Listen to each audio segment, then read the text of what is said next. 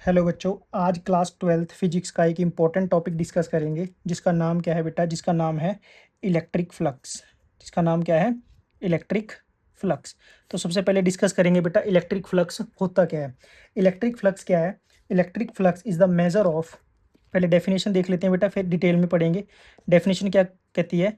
Electric flux, electric flux is the measure of, is the measure of the total number of electric total number of electric field lines, electric field lines passing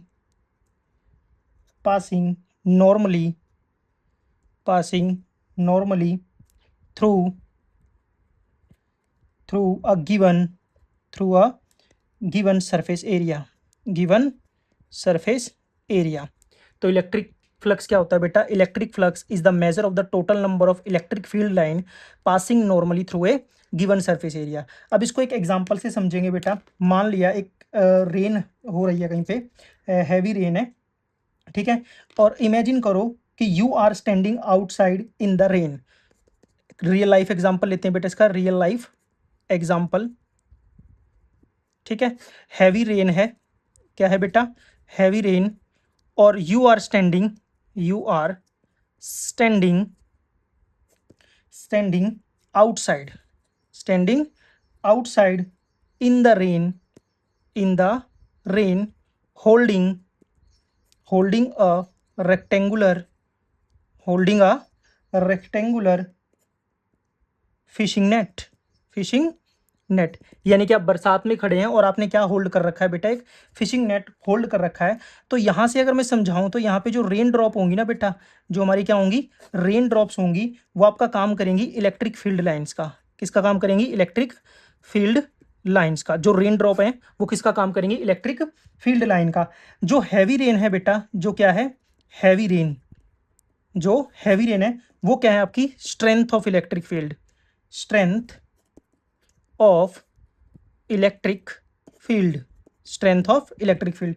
third number पे जो net है बेटा आपका, जो fishing net है, वो आपका काम करेगा सरफेस एरिया का। किसका काम करेगा? सरफेस एरिया का।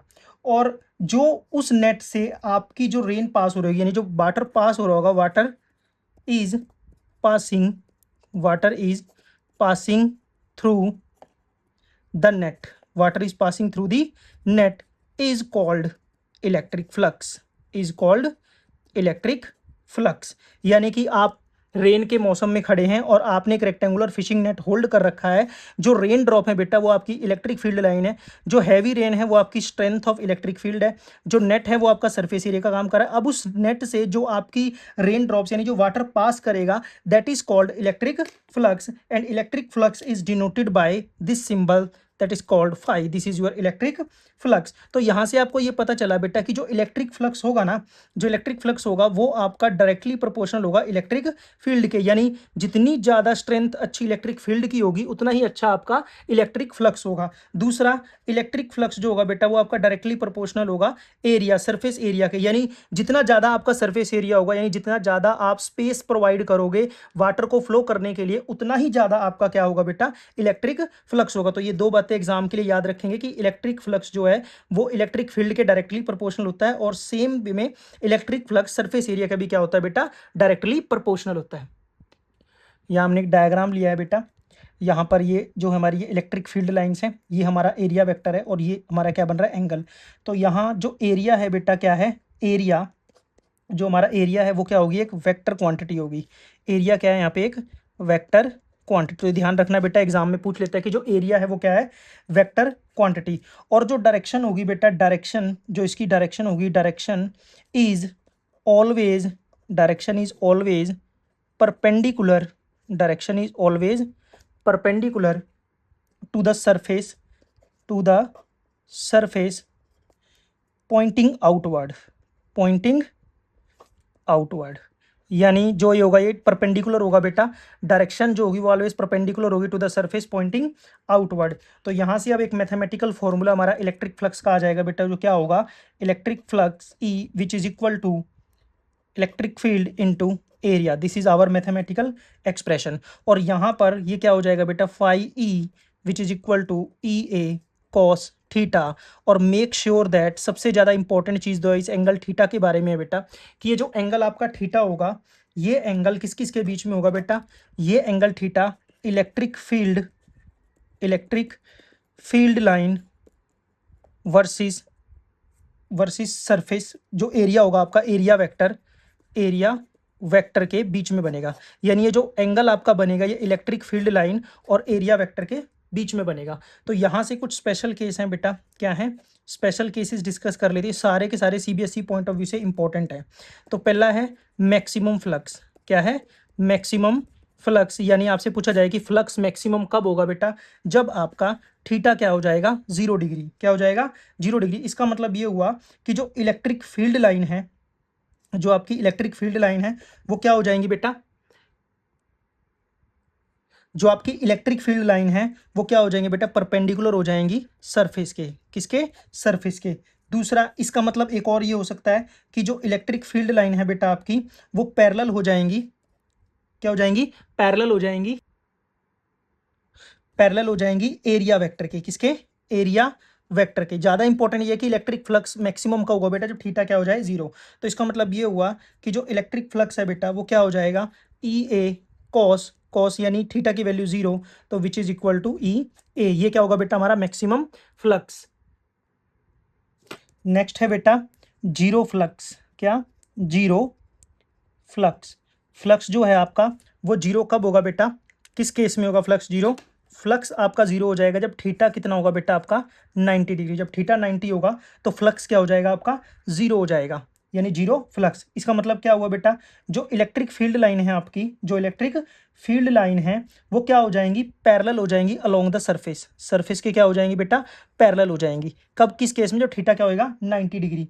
ठीक है, तो इसका मतलब ये हुआ बेटा, यहाँ से मैं ये बोल सकता हूँ कि जो इलेक्ट्रिक फील्ड लाइन है बेटा, वो क्या होंगी, परपेंडिकुलर हो जाएंगी एरिया वेक्टर के। यानी जो पहला केस पढ़ा था उससे थोड़ा उल्टा, एरिया वेक्टर के क्या हो जाएंगी, परपेंडिकुलर। तो इसका मतलब जो मेरा फ्लक्स होगा बेटा, वो क्या होगा, ई ए कॉस, अब एंगल की जगह क्या आ जाएगा, 90 degree, which is equal to 0। क्या हो जाएगा, 0। अब नेक्स्ट में लिखेंगे बेटा, अगर हमारा जो सरफेस है बेटा वो नॉन यूनिफॉर्म है। क्या है, नॉन यूनिफॉर्म सरफेस। क्या होगा बेटा, नॉन यूनिफॉर्म सरफेस। तो नॉन यूनिफॉर्म सरफेस के केस में क्या हो जाएगा, हम उस फ्लक्स को कैसे लिखेंगे बेटा, फाई ई, इंटीग्रेट कर देंगे बेटा इसको, ई और डी इंटू ए, और ये डी है क्या है बेटा, स्मॉल सरफेस एरिया एलिमेंट। ये क्या है, स्मॉल सरफेस एरिया एलिमेंट। ये क्या है बेटा, हमारा स्मॉल सरफेस एरिया एलिमेंट। तो ये कुछ प्रॉपर्टी थी इंपॉर्टेंट। इसके बाद नोट लिखेंगे बेटा, सीबीएसई के पॉइंट ऑफ व्यू से बहुत इंपॉर्टेंट है। पहला नोट लिखेंगे क्या, कि जो हमारा फ्लक्स है बेटा, जो हमारा फ्लक्स है वो क्या है, एक स्केलर क्वांटिटी है। क्या है, स्केलर क्वांटिटी। फ्लक्स हमारी क्या है, स्केलर क्वांटिटी। नेक्स्ट, जो इसका एसआई यूनिट है फ्लक्स का, वो क्या है, न्यूटन मीटर स्क्वायर पर कूलम, और यू कैन से वोल्ट मीटर। ठीक है। थर्ड वन इज, यानी ये जो फ्लक्स है आपका, ये क्या होगा, ये मोस्ट इंपॉर्टेंट है बेटा, ये वाली प्रॉपर्टी बहुत ज़्यादा इंपॉर्टेंट है। जो फ्लक्स होगा आपका, वो क्या होगा बेटा, नेगेटिव होगा। क्या होगा, नेगेटिव। कभी आपसे पूछ ले फ्लक्स नेगेटिव कब होगा बेटा, जब फ्लक्स क्या करेगा बेटा, फ्लक्स एंटर करेगा, एंटर करेगा एक क्लोज बॉडी को, क्लोज बॉडी में क्या करेगा, एंटर करेगा। यानी कि फ्लक्स जब क्लोज बॉडी में एंटर करेगा तो फ्लक्स क्या होगा बेटा, हमारा नेगेटिव होगा। और फ्लक्स जो होगा हमारा बेटा, वो पॉजिटिव होगा। कब होगा बेटा, leaving A close body, leaving a close body. जब फ्लक्स किसी क्लोज बॉडी को लीव करेगा बेटा, तो उस केस में हमारा फ्लक्स पॉजिटिव होगा। और जब एंटर करेगा बेटा, तब फ्लक्स हमारा क्या होगा, नेगेटिव होगा। इलेक्ट्रिक फ्लक्स के ऊपर बहुत इंपॉर्टेंट एग्जाम्पल लेके आए हैं बेटा। इलेक्ट्रिक फ्लक्स के ऊपर एक और क्वेश्चन है बेटा, a uniform electric field E. तो हमारे पास ई की जो वैल्यू है बेटा, वो कितनी है, 3 इंटू 10⁻³ न्यूटन पर coulomb is given. Find the electric flux. हमें बेटा इलेक्ट्रिक फ्लक्स फाइंड आउट करना है। Flux through a square of side, square की साइड क्या गिवन है बेटा, हमारे पास साइड कितनी गिवन है, हमारे पास 10 सेंटीमीटर। ठीक है, अब इसको एसआई में कन्वर्ट करेंगे, 0.1 metre. If the normal to its plane make an angle of 60 degree with X axis. तो एंगल कितना गिवन है बेटा हमारे पास 60 डिग्री। हमें क्या निकालना है फ्लक्स। तो फ्लक्स के लिए हमें क्या निकालना पड़ेगा बेटा, पहले एरिया। एरिया क्या होता है बेटा, स्क्वायर का साइड का स्क्वायर। तो साइड क्या है हमारी 0.1 यानी 0.1 का square which is equal to 0.01 metre square, और you can say 10⁻⁻² metre square. और फ्लक्स क्या होता है बेटा हमारा, flux which is equal to EA cos theta. Here what is E? E is electric field. Value of electric field is this. And cos area is 10⁻⁻². And cos theta is what? Theta is 60 degree. Now 3 into 10⁻3। इनको simplify करेंगे बेटा क्या आएगा 3 into 10। ठीक है, और cos 60 क्या होता है बेटा, cos 60 होता है 1/2। तो इस कैंसिल हो गया बेटा, ये हमारा कितना आ गया 15। ये किसके आ गया, इलेक्ट्रिक फ्लक्स। और इसकी जो यूनिट होती है बेटा क्या होती है, न्यूटन मीटर स्क्वायर पर कूलॉम। इलेक्ट्रिक फ्लक्स के ऊपर बहुत इंपॉर्टेंट एग्जांपल लेके आए बेटा, क्या है, a circular plate of radius 10 centimetre is placed in a uniform electric field. Electric field की वैल्यू दी हुई है बेटा, uniform electric field. Calculate the electric flux through the plate when the plane of the plate make an angle of 30 degree with electric field। यहाँ ये line बहुत important है बेटा, क्या, when the plane of the plate makes an angle of 30 degree with the electric field। तो इसको start करते हैं बेटा सोल्यूशन में। हमारे पास रेडियस जो है बेटा वो कितनी है 10 सेंटीमीटर। इसे ऐसा यूनिट में कन्वर्ट करेंगे बेटा, क्या आएगा 0.1 मीटर। नेक्स्ट हमारे पास एरिया क्या होता है बेटा, एरिया होता है πr²। क्योंकि हमें एरिया भी निकालना है, अगर इलेक्ट्रिक फ्लक्स निकालना है तो एरिया की जरूरत तो पड़ेगी पड़ेगी। तो ये क्या बन जाएगा बेटा, पाई इंटू 0.1 का square which is equal to pi into 0.01। ये हमारा क्या आ गया बेटा, एरिया मीटर स्क्वायर। ठीक है, नेक्स्ट यहाँ पे ये बात इंपॉर्टेंट है बेटा कि जो प्लेन है, when the plane of the plate make an angle 30 degree with the electric field. अब जब हम क्वेश्चन को सॉल्व करते हैं बेटा, इलेक्ट्रिक फ्लक्स के क्वेश्चन में, ये इलेक्ट्रिक फ्लक्स है, इसके क्वेश्चन को जब हम सॉल्व करते हैं बेटा, मैंने बताया था कि जो एंगल बनता है बेटा वो किस किस के बीच में होता है, वो होता है इलेक्ट्रिक फील्ड और एरिया वेक्टर के बीच में होता है। किसके बीच में, एरिया वेक्टर। लेकिन यहाँ पे प्लेन के साथ दिया हुआ है इलेक्ट्रिक फील्ड, जो पॉसिबल नहीं है। तो हमारा जो क्वेश्चन में थीटा दिया हुआ है वो कितना है बेटा 30 डिग्री। लेकिन हमें जो सोल्यूशन में अपना एंगल यूज करना है वो कितना होगा बेटा 90 degree minus 30 degree which is equal to 60 degree. तो ये जो एंगल 60 डिग्री आएगा बेटा किस किस के बीच में होगा, इलेक्ट्रिक फील्ड और एरिया वेक्टर के बीच में। अब हमारा सारा डाटा बिल्कुल कंप्लीट है बेटा। तो फ्लक्स की डेफिनेशन के अकॉर्डिंग क्या होता है, फ्लक्स EA cos थीटा, सभी वैल्यूज को पुट कर देंगे बेटा। इलेक्ट्रिक फील्ड की वैल्यू क्या है 5 इंटू 10⁻⁵। एरिया कितना है बेटा हमारा 0.01 और कॉस थीटा कितना है 60 degree which is equal to 5 into 10⁻⁵। इसे सॉल्व करेंगे बेटा क्या आएगा 1/100 इंटू में 1/2। सिंप्लीफाई करेंगे 10⁻⁵। ये 100 है बेटा, इसको ऊपर लेके जाएंगे 10⁻⁻2 1/2 विच इज इक्वल टू, इसको कैंसिल कर दो बेटा, ये आएगा 2.5 इंटू में, सॉरी यहाँ पे पाई की वैल्यू मिसिंग है, यहाँ पाई है, πr²। यहाँ पे भी क्या है बेटा पाई है, पाई की वैल्यू ऊपर थी वो मिसिंग हो गई।